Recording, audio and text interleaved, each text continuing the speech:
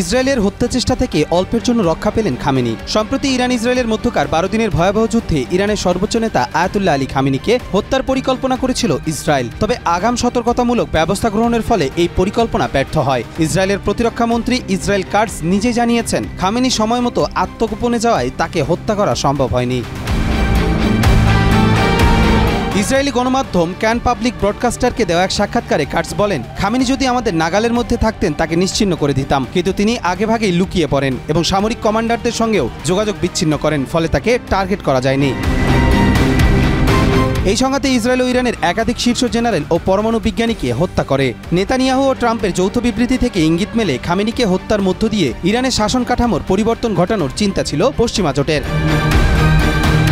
যুদ্ধবিরতির একদিন পর বৃহস্পতিবার টেলিভিশনে প্রচারিত ভিডিও বার্তায় প্রথমবারের মতো জনসম্মুখে আসেন ৮৬ বছর বয়সী খামেনি। কিছুটা দুর্বল মনে হলেও তার ভাষা ছিল কঠোর। তিনি বলেন, আমরা কাতারে মার্কিন ঘাঁটিতে হামলা চালিয়ে বার্তা দিয়েছি, উস্কানি হলে এর জবাব আরও কঠিন।